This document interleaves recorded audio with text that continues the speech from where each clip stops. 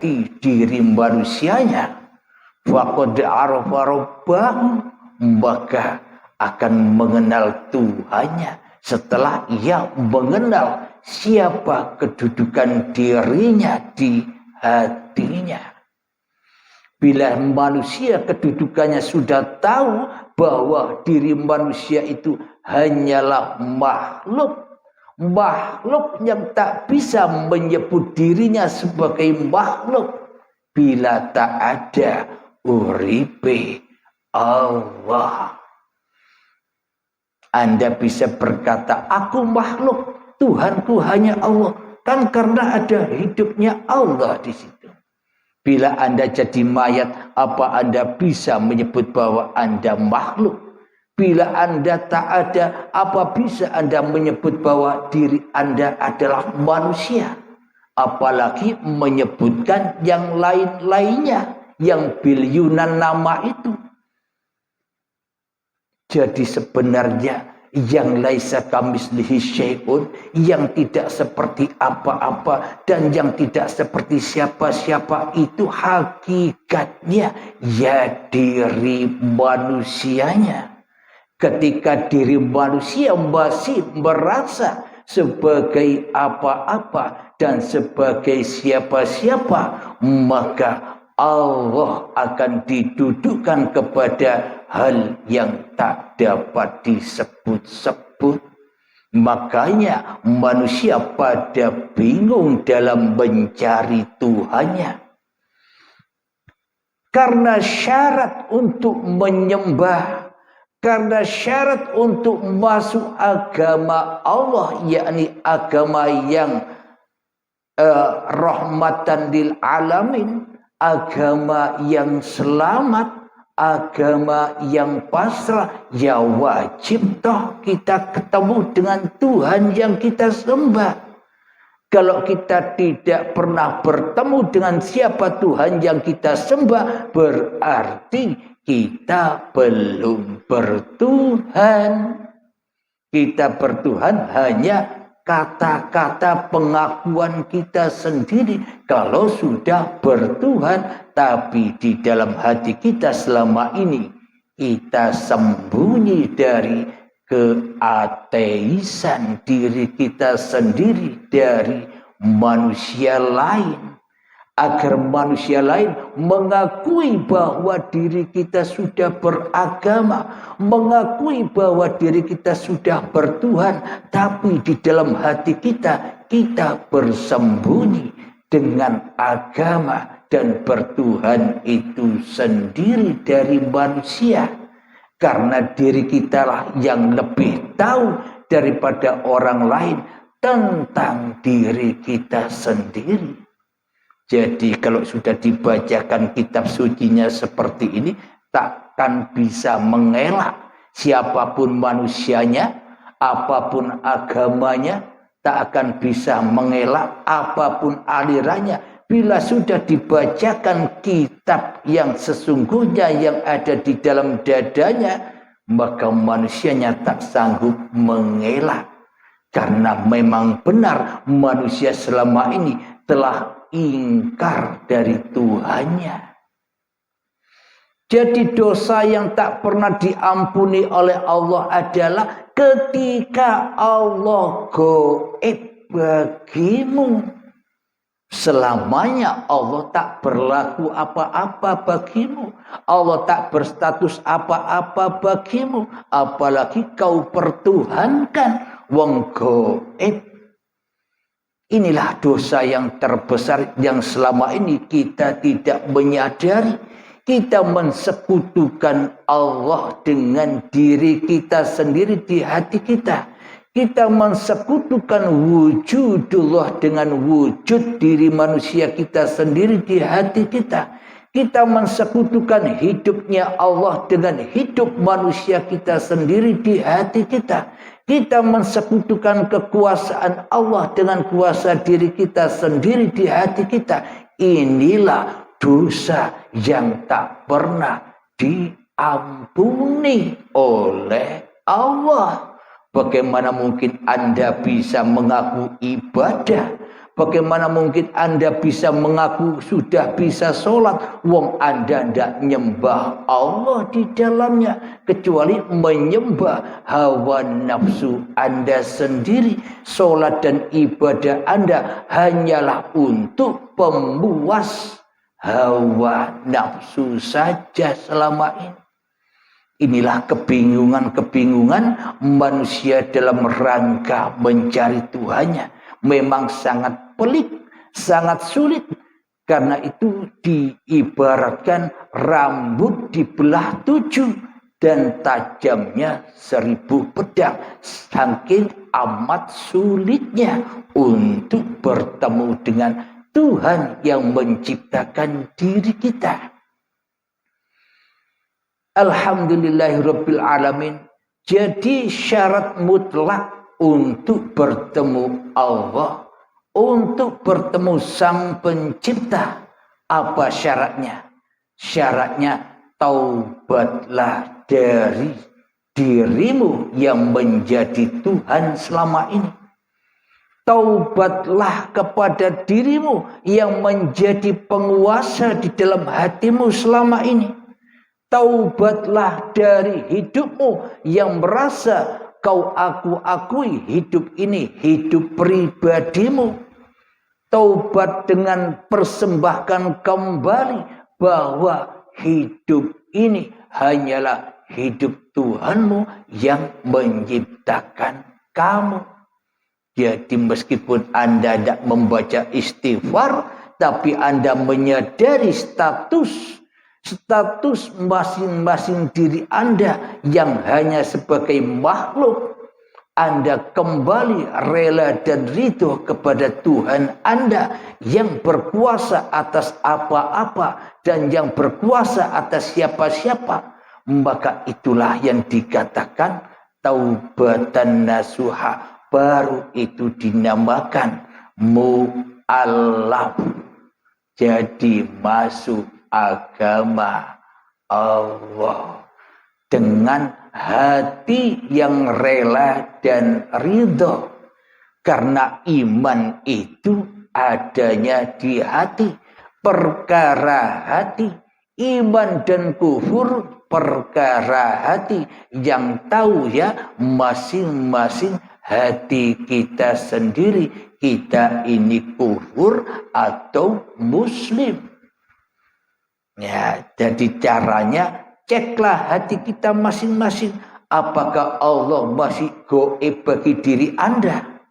Bila Allah masih gaib bagi diri Anda, berarti Andalah yang nyata, Andalah yang wujud, Andalah yang hidup, dan adalah pemilik seluruh sifat-sifatnya Allah selama ini.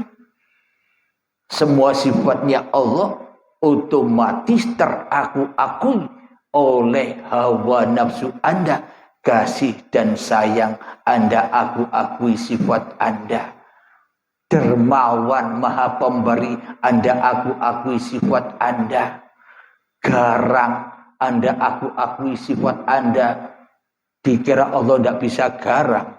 Allah maha pembunuh. Allah maha menghidupkan. Kalau Allah tidak maha pembunuh, ya sesat hidup di dunia ini.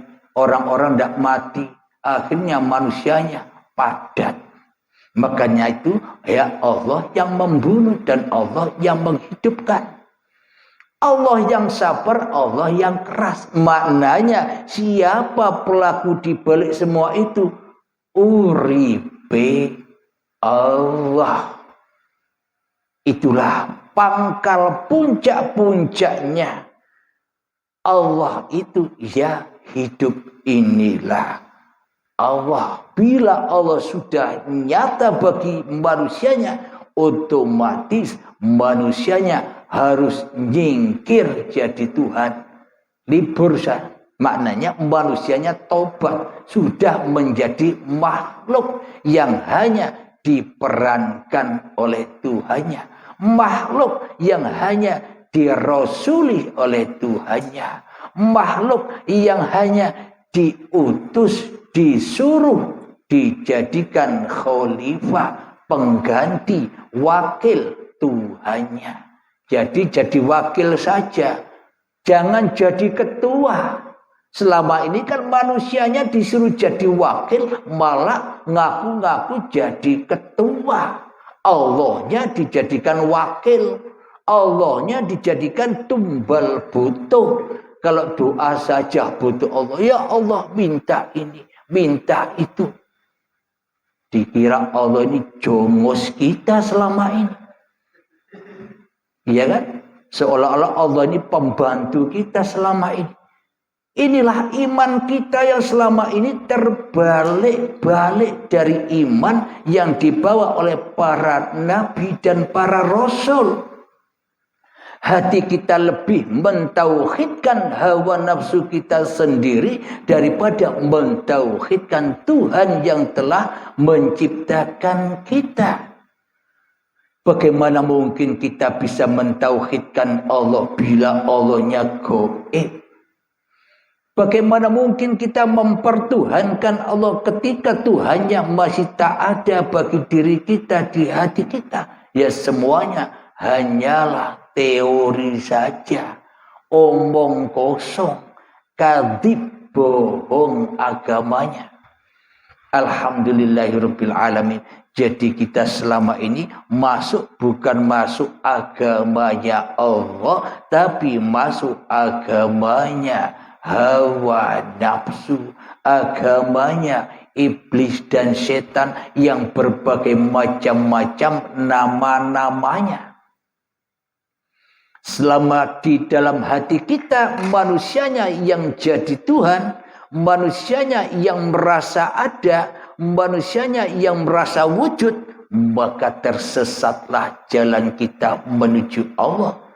Salat dan ibadahnya pun tersesat.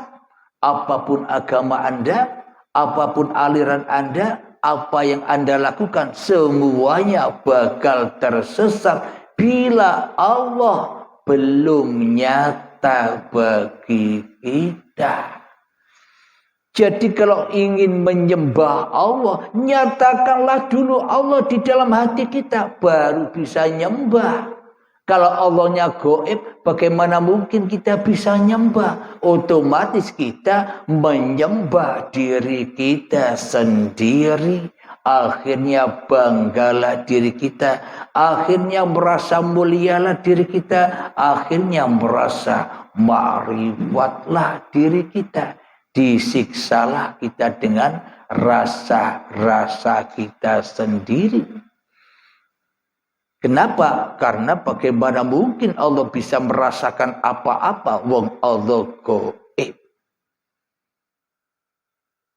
Kenapa? Karena hidup yang selama ini kita akui sebagai hidup kita, itulah kenyataan Tuhan yang menciptakan seluruh manusia dan seluruh apa-apa dan siapa-siapa.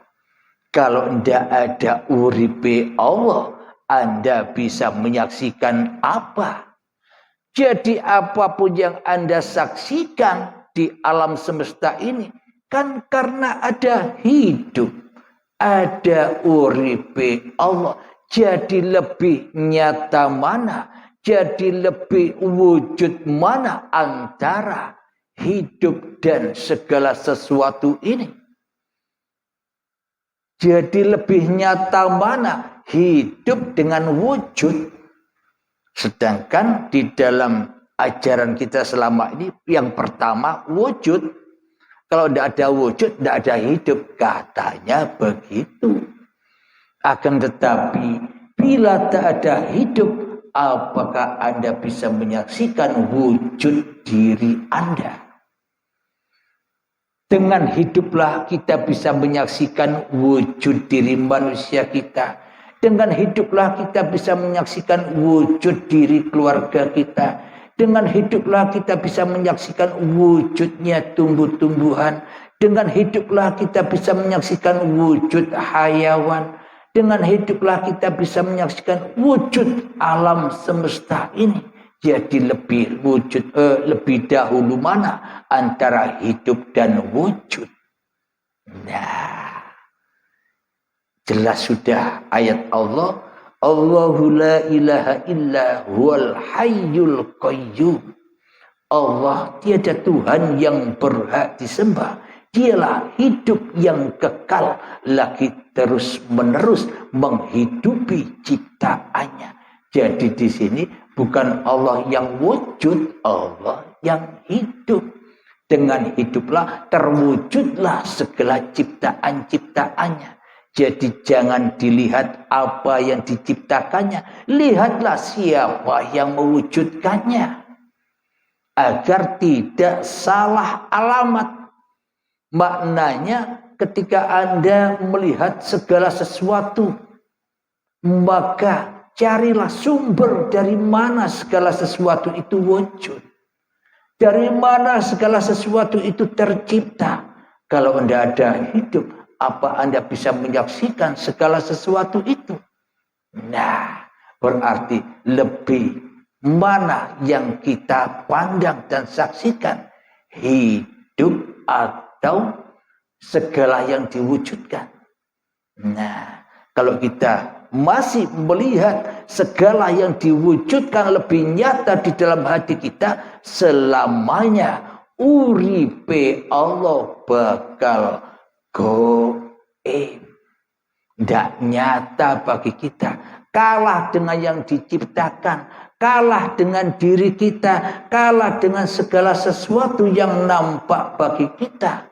Seolah-olah segala sesuatu ini lebih wujud daripada Allah. Karena apa? Karena iman kita selama ini katanya laisa kamislihi syai'un. Akhirnya salah iman, salah tujuan. Karena Allah tidak dituhankan di dalam hati kita, melainkan mentuhankan hawa nafsu kita sendiri. Karena itulah hati kita sampai kapan ketika Allah masih gaib, mana mungkin hati kita bisa lillahi ta'ala. Kalau hati kita bisa lillahi ta'ala, tentunya kita pasti sudah tahu jalan pulang. Kalau kita sudah tahu jalan pulang, tentunya Allah sudah nyata, tidak gaib lagi. Bila Allahnya gaib, selamanya kita tak bisa pulang, melainkan pulang selalu dan pulang kepada Jahannam. Yakni hawa nafsu kita lah sebagai tempat kita pulang selama ini. Yakni apa? Jahannam. Yang berbahan bakar badan-badan manusia dan hati yang keras melebihi kerasnya batu. Kapan itu terjadi? Ya sekarang, jangan nunggu nanti. Sekarang sudah membara-bara nerakanya. Apa ndak capek kita jadi Tuhan terus? Disiksa terus? Menjaga Allah terus?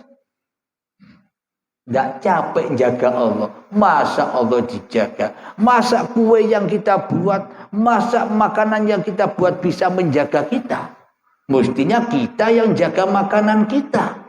Mestinya kita yang menjaga ciptaan kita. Bukan ciptaan yang menjaga penciptanya. Selama ini kan salah kaprah. Aku menjaga Tuhanku dengan sholatku. Aku sholat demi menjaga Tuhanku. Aku ibadah karena Tuhanku. Seolah-olah manusianya yang menjaga Tuhannya. Karena manusia selama ini jadi Tuhan. Seolah-olah Allah dijaganya. Sampai kapan kita disiksa seperti itu? Alhamdulillahirabbil alamin. Namun bagi manusia yang ditunjuki jalan kebenaran ini, maka Allah mendatangkan kehendaknya, kuasanya bagi orang-orang yang dipilihnya, agar untuk melepaskan semua belenggu-belenggu kemanusiaannya, melepaskan semua belenggu-belenggu syariat-syariatnya, melepaskan semua rasa yang merasa dirinya sudah makrifat. Lepaskanlah. Sudah, kamu bukan makrifat. Akulah yang makrifat, kata Allah. Biar aku yang menjagamu. Kamu enjoy saja di dalam naunganku, di dalam surgaku. Nikmatilah. Aku yang menjaga kamu. Kamu jangan bingung lagi. Santai-santai baik. Kenapa? Karena hatinya sudah bisa pulang kepada Tuhannya, karena Allahnya sudah tak goib lagi. Sesuai dengan ajaran Islam, wujud wajib bagi Allah yang wujud, dan wajib bagi selain Allah itu tidak wujud. Ada. Sulit memang. Sesulit rambut dibelah 7, tajamnya 1000 pedang. Tak satu pun manusia bisa melewatinya tanpa uripe Allah. Alhamdulillahirabbil alamin. Itulah kebingungan kita selama ini dalam rangka mencari Tuhan. Alhamdulillah bagi yang sudah berbaiat, sudah ketemu semua dengan siapa yang menciptakan, siapa yang mentuhaninya, siapa yang menyuruhnya, siapa yang memperjalankan, hingga di dalam tiap detik per detik hatinya sudah kembali dan kembali kepada rahmatnya Allah. Inilah orang-orang yang mati sebelum mati. Inilah jalan husnul khotimah. Alhamdulillahirabbil alamin. Semoga saya khususnya dan semoga kita semua para jamaah uripe Allah, semoga kita tetap di dalam lindungan dan rahmatnya Allah Subhanahu wa taala. Amin ya rabbal alamin. Sebelum kita akhiri pengajian ini, marilah gemahkan salawat dzalimin daf'ul bala, agar terhindarnya hati kita dari kezaliman hawa nafsu kita sendiri. Allahumma salli ala sayyidina Muhammad wa asghili zalimin bizalimin. Allahumma salli ala sayyidina Muhammad wa asghili zalimin bizalimin wa aurijna min bainihim salimin wa ala alihi wa sahbihi ajma'in. Alhamdulillahirabbil alamin. Allahumma salli ala sayyidina Muhammad wa ala ali sayyidina Muhammad. Allahumma ya qadiyal hajat, Allahumma ya mujibad da'wat, Allahumma ya rafi'ad darajat, Allahumma ya muhillal muskilat, Allahumma ya syafiyal amrat, Allahumma ya kafiyal muhimmat, Allahumma ya dafi'al baliyat, Allahumma khtim lana bil iman, Allahumma khtim lana bil Islam bijahi sayyidil mursalin. Rabbana atina fid dunya hasanah wa fil akhirati hasanah wa qina adzabannar. Wa sallallahu ala sayyidina Muhammad wa ala alihi wa sahbihi wasallam. Walhamdulillahi rabbil alamin. Akhirul kalam. Assalamualaikum warahmatullahi wabarakatuh.